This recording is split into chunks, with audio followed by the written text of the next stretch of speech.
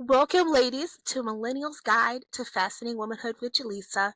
My name is Jalisa, and I am a certified Fascinating Womanhood teacher. Welcome to my podcast where we talk about femininity, where we talk about being a feminine woman, practicing the Fascinating Womanhood principles, and doing that as a single lady. Whether you want to get married, whether you just want to work on your getting in touch with your feminine energy, this is the podcast for you. Thank you for joining me. And I am so excited. I have been sitting on this for a few weeks now, so I'm really excited to just dig into this. I do want to apologize in advance because this should have definitely came out right around the Christmas season. And when we get into what I'm talking about, you will perfectly understand. So I am going to be starting a new series with this podcast. And this will be a film series. So what we're going to do is called the Millennial's Guide to Fascinating Womanhood's Film Club.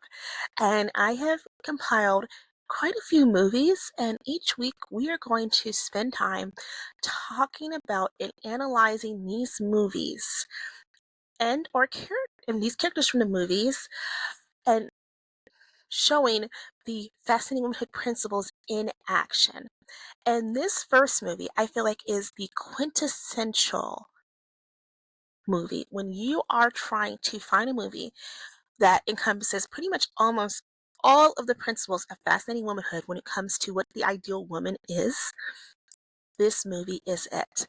So, ladies and gentlemen, let me bring you to a Christmas classic from 1946. It's a Wonderful Life. And if you know where I'm going with this, we're going to talk about the Grand Dame herself, Miss Mary Bailey. George? What's that? Well, you remember my kid sister Mary. Oh, yeah. Oh, I don't want you, Marty. Remember? Dance with her, will you? Oh, me? Oh, I feel funny enough already with all these kids. Oh, come on, be a sport. Just dance with her one time and you'll give her the thrill of her life. Hey, Seth! Don't be long, Marty. I'm not being one a second. The next thing I knew, some guy came up and tripped me. That's the reason why I came in fourth. If it hadn't have been for that race had been a cinch. I tried to find out who it was later, but I couldn't find out. Nobody'd ever tell you whoever... I love you truly, truly, dear. So I want to break it down of why I feel Mary Bailey is the quintessential fascinating woman. And we're going to start with the principle of deep inner happiness. You have to understand where Mary Bailey would have went and where she decided to go and how she was content with her life. She could have been with the gentleman Sam who was in quote unquote love with her, but she was not in love with him. She was in love with George. Sam, he was gonna go out. He went out into the big city. He made his money in plastic. She knew he had already knew that plastic was going to be the next big thing, and he goes on to make millions of dollars during the Second World War, connecting with the government and having these contracts. She could have lived the highfalutin lifestyle in the city, but she wanted to live in a small town. She had known as a little girl that she was in love with George Bailey. And even though George Bailey, he had these big dreams himself, he was going to go around the world. He was going to have this suitcase with all these stickers on him. He was going to have, he even told her as a child, I'm going to have a harem. And she's like, she had to whisper in his ear that didn't work, I love you and I'm never going to love anyone else. And she knew. And even on their wedding night, she said, I had prayed that we were going to be in this house. She had this house that she loved and knew that that was going to be the house that they were going to be in.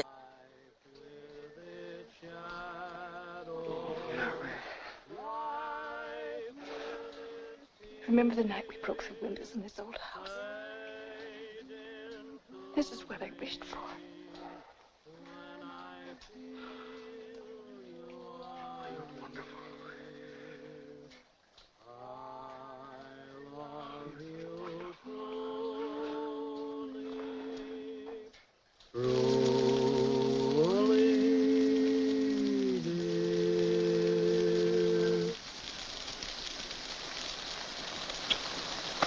It wasn't the fanciest of houses. It was actually already on one leg in a string and being held by just the fact of her dreams, that she was going to have this house and she was going to be married to George Bailey and they were going to have these kids, and that's what would happen.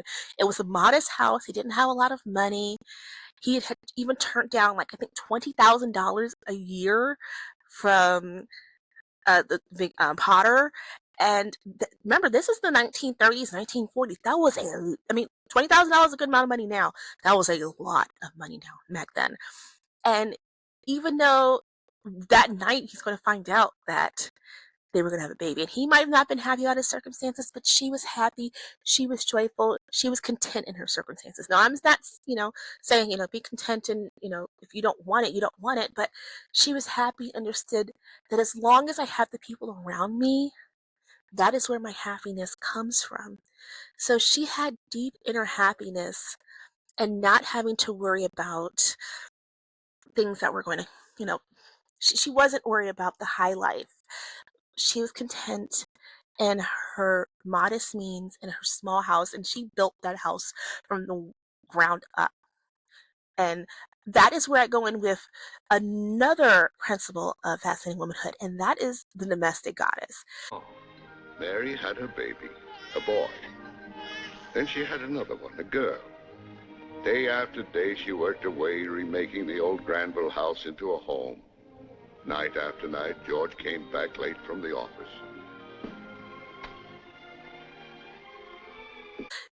She had kids on her hips, she had kids in the stroller, she had kids in the playpen, and she's putting wallpaper on the house.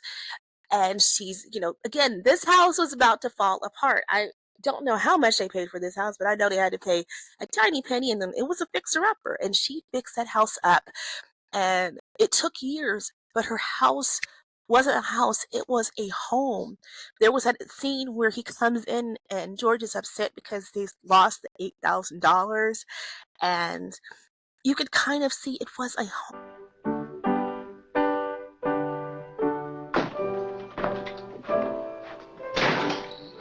Hello, darling. Hello, Daddy. Hello, Daddy. How do you like it? Bless you. Bless you. Did you bring the wreath? Yes, Daddy, did you bring the Christmas wreath? What wreath? Was it the Merry Christmas wreath with the window? No, it's left at the office. Is it snowing? Yeah, it just started. Well, where's your coat and hat? Left them at the office. What's the matter? Nothing's the matter. Everything's all right.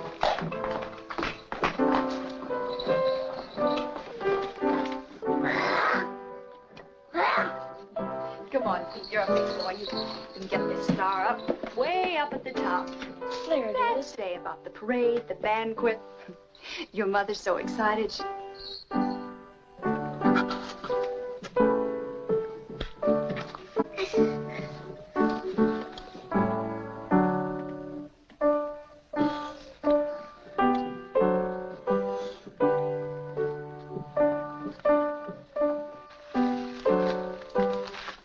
Home, the kids are playing on the piano and they're playing with their toys. Sadly, one little kid was in bed sick, but it was a home, even though he had his own, hurt and pain that he was going through that they didn't know at that time.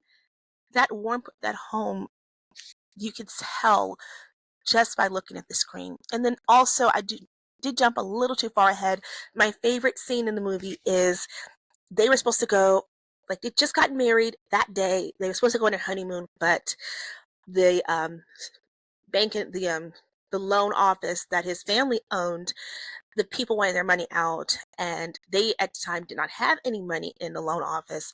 So she said, here's $2,000, just use this money. Don't look now, but there's something funny going on over there at the bank, George. I've never really seen one, but that's got all the earmarks of being a run.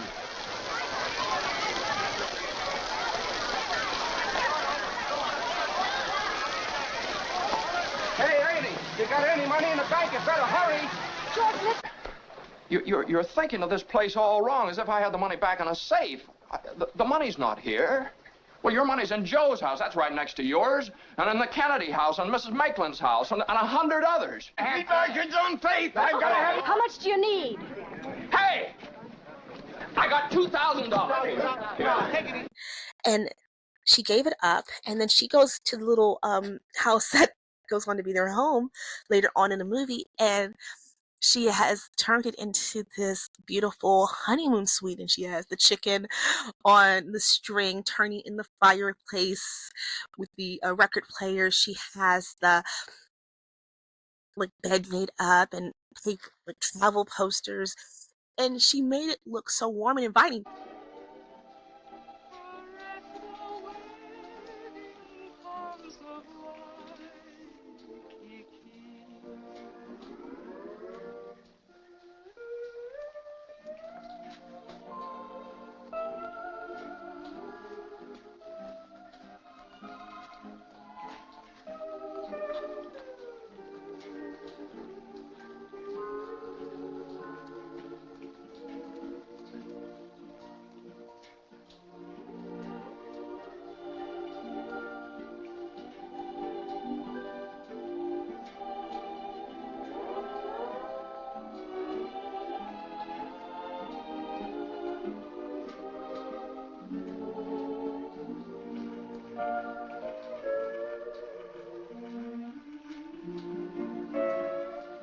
Mind you, if I was her, no offense, I would need that house to be like a little cleaner to live in.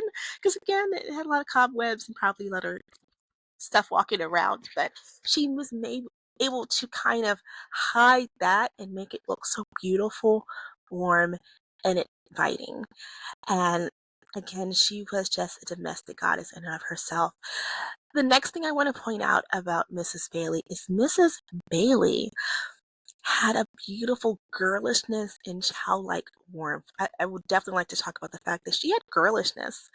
And my favorite scene, if you've seen the scene where his mother had already warned her, Mary, George is, walking over to your house. Because Mom knew that Mary liked George, and George, regardless if he wanted to say it or not, he liked Mary.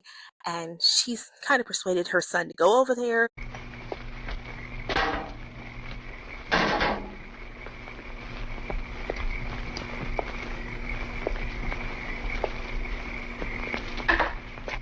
What are you doing? Picketing? Oh, Mary. I just happened to be passing by her. Yes, so I noticed. Have you made up your mind? How's that? Have you made up your mind? About what? About coming in. Your mother just phoned and said you were on your way over to pay me a visit. My mother? Mary had the beautiful dress on. She has the song, their song. I'll be downstairs, Mother. All right, dear.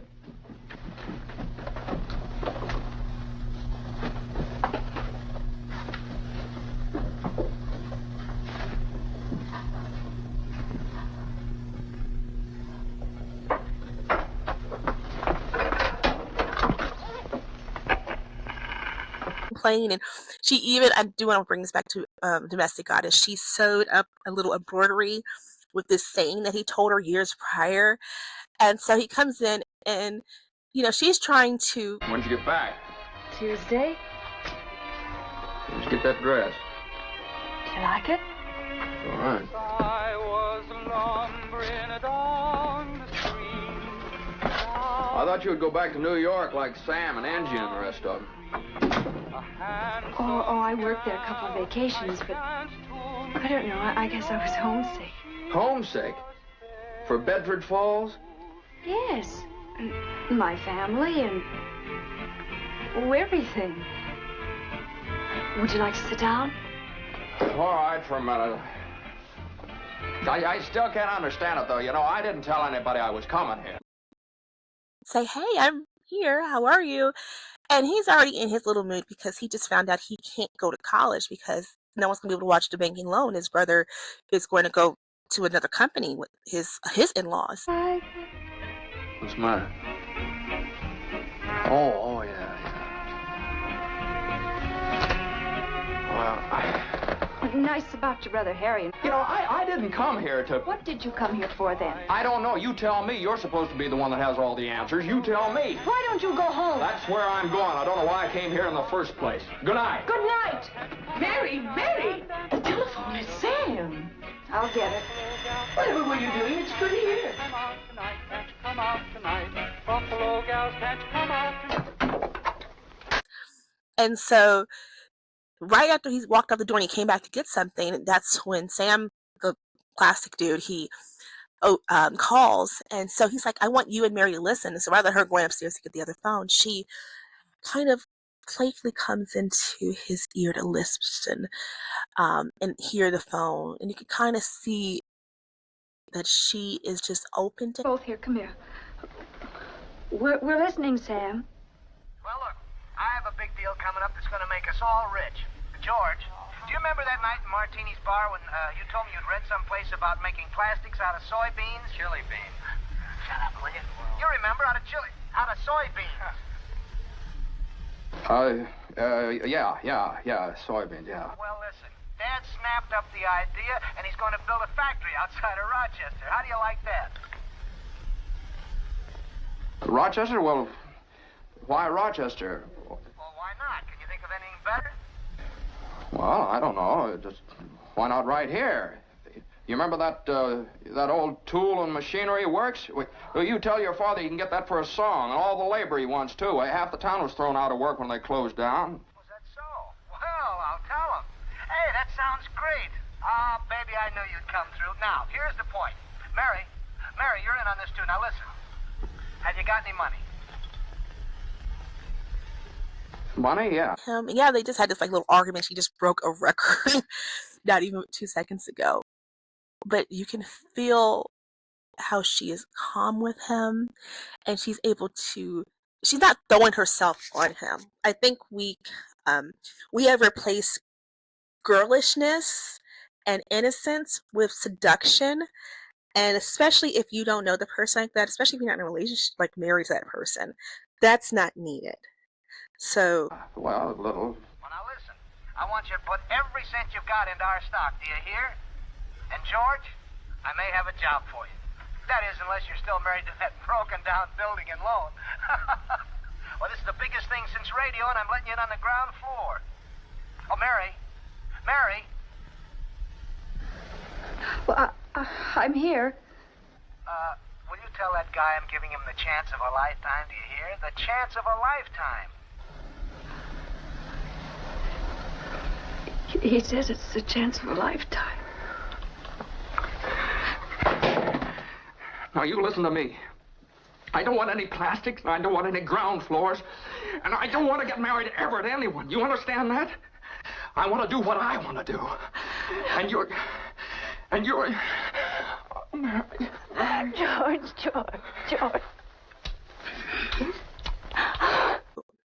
That, I think, is the perfect use of a little bit of flirtation. She's using girlishness. And so she was able to kind of disarm him, and he like kind of embraced her and said, hey, he was kind of trying to deal with his own situations, but then he realized, at this moment, I don't know what's going to go on with the rest of my life, but I want to be with this woman. And that also comes into play with radiant happiness. She brightens up rooms. She's able to disarm her husband. He's like, not content with certain things in his life, but she's able to cheer him up. I think one of the best scenes of this is, again, he comes in the house. This is right after his uncle lost the $8,000, and they don't, the bank examiner's there. So if they check the books, he's going to go to jail. And he went to Potter, and Potter was like, no, I'm not going to help you. And I think you should just, end it all, because you're worth more dead than you are alive. And so he's sitting there, the house, he can't, he doesn't want to hear the kids. He doesn't want to hear Mary. He's upset that Zuzu is sick. And so he's yelling at the teacher. And then he runs out the house. Dad, how do you spell hallelujah? How should I know? What do you think I am, a dictionary? Tommy, stop that, stop it. Janie, haven't you learned that silly tune yet? You play it over and over again. Now stop it, stop it.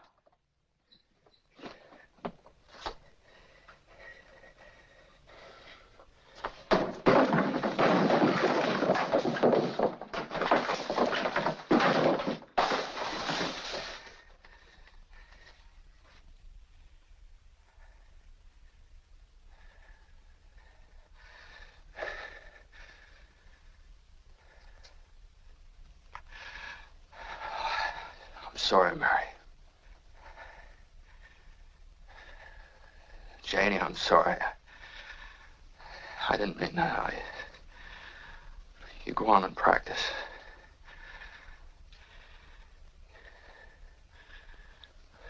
Pete, I owe you an apology, too. I'm sorry.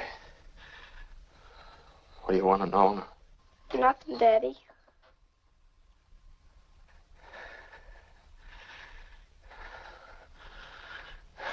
What's the matter with everybody? Janie, go on. I told you to practice. Now go on, play. Oh, Daddy.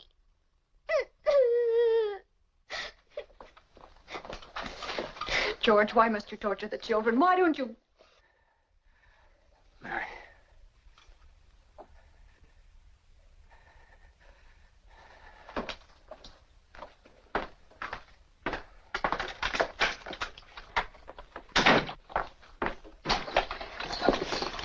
Bed for 247, please. Is Daddy in trouble? Yes, Pete. Shall I pray for him? Yes, Jenny, pray very hard. Me too? You too, Tommy. Hello? Uncle Billy? Rather than her yelling and screaming at him, lecturing him, saying, you don't talk to me like that, she understands, okay, this is not my husband. Something is wrong. So the kids, they're like, what can we do? They're scared. So she calms the situation down. She's able to bring in her presence and say, I am, pray for your father. And she was able to get some people together, call her uncle and figure out what was going on. Then bring the town together to understand, hey, we need to help George. He's going through something. Oh, come on, George. Come on downstairs. Quick, they're on their way. All right. Come on. Come on in here now. Now you stand right over here by the tree. Right there. And don't move. Don't move. What's happening? Wow. Oh, I hear them coming now. George, it's a miracle. It's a miracle. What's happening? Who's gonna come, Daddy? Who, Daddy? Come in, Uncle Billy. Everybody in here. George! Get her come on. Isn't it wonderful? So many friends. Mary did it, George. Mary did it. She told some people you were in trouble, and they scattered all over town collecting money. Didn't ask any question, just said George in trouble. Tell me, What is this, like it spread like fair. Another run on the bank? Here, George. Merry Christmas. Now, don't push. There we are. The line forms on the right. Well, come in, George. Merry Christmas. And God bless you. Oh, Mr. Martini. Here's Martini. Step right up here. You all get up. I busted the jukebox, too.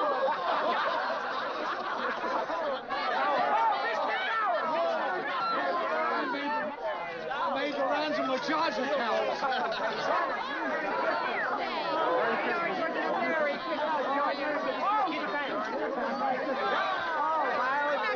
George, I changed my mind.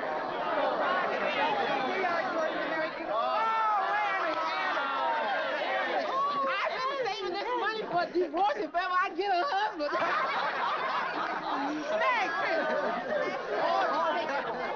There you are, George. You got the faculty all left out of it. Here's some beautiful play with you. Blizzard. Harry, how about your Banford in New York? Oh, I left right in the middle of it. As soon as I got Mary's telegram. Good idea, Ernie. A toast. To my big brother, George, the richest man in town. And we didn't see this scene, but there's a 99% chance that she wasn't yelling and screaming at people like, you need to help him. No, she told him, hey, come on in, let's get to George. And it probably was her calm demeanor to say, there's something wrong. I don't know what's going on. Please come to the house as soon as you can and help my husband. And she was able to not only that calm down her children, who also were kind of a little amped up because they just saw their father and they probably have never saw him that way before.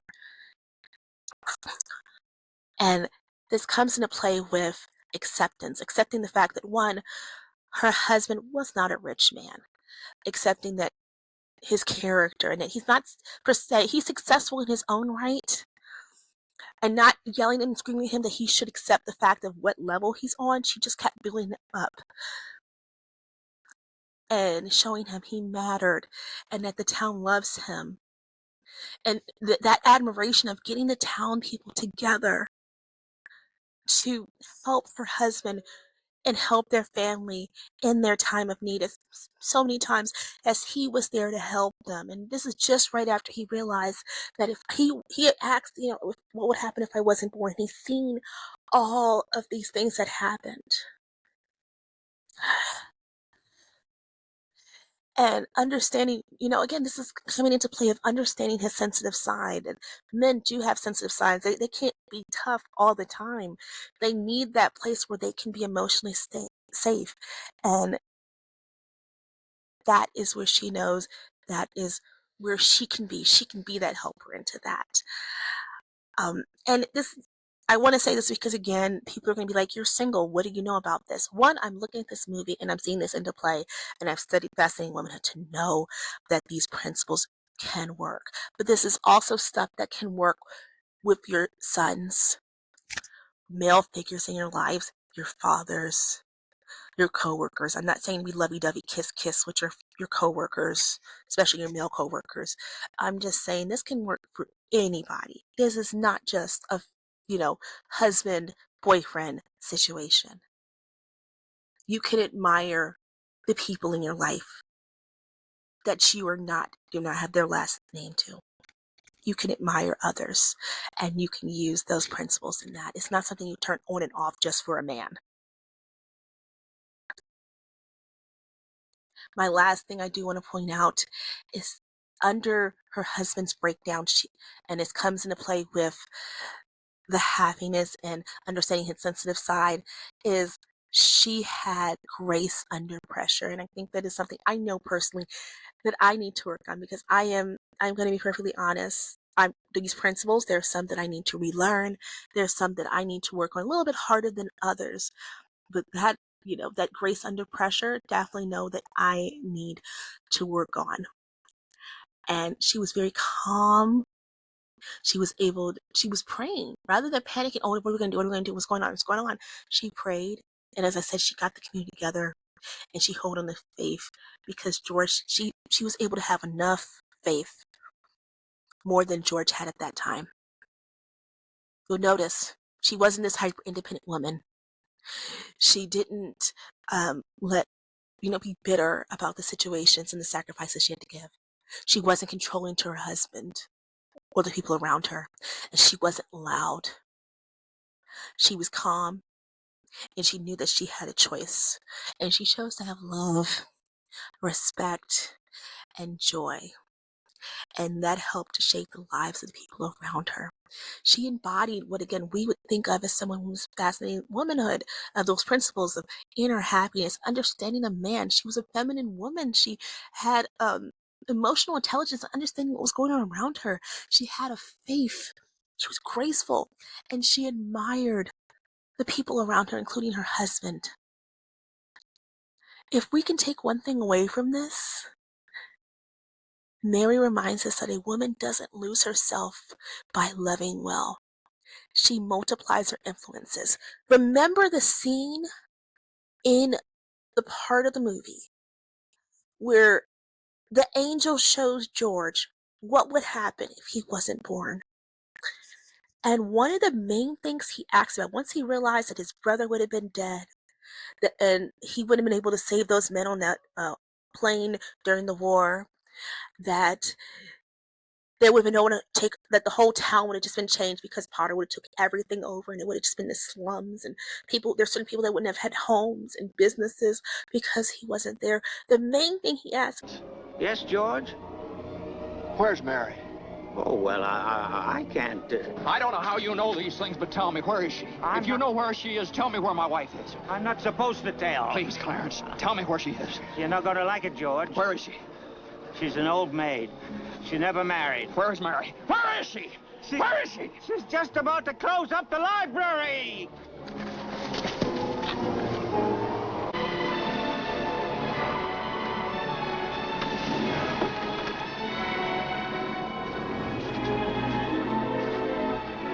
Mary.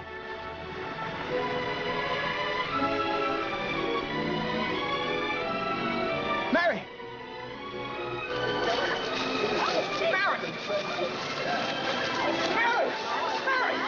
Mary, it's George. Don't you know me? What's happened to us? I don't know. You let me go. Mary, please. Oh, don't do this to me. Please, Mary.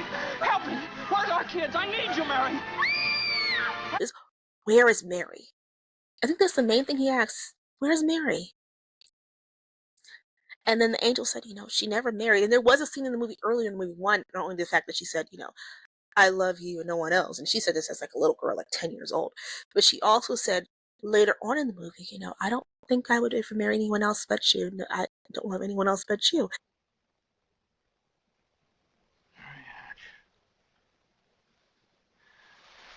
Why in the world would you ever marry a guy like me?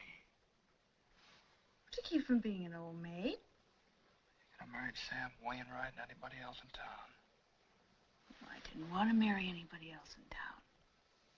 I want my baby to look like. She said, I'm just going to be a librarian. I'm going to be single. And I'm just going to be on my own. And it sounded like she was just content and she would have been fine with that. But if Mary could show us one thing, she could show us how to be gentle in a powerful way. And that her influence was limitless. Again, this is not just for women that have husbands. This is for us. We need, as women, one thing that Fascinating Womanhood teaches us is that we are powerful without having to imitate a man.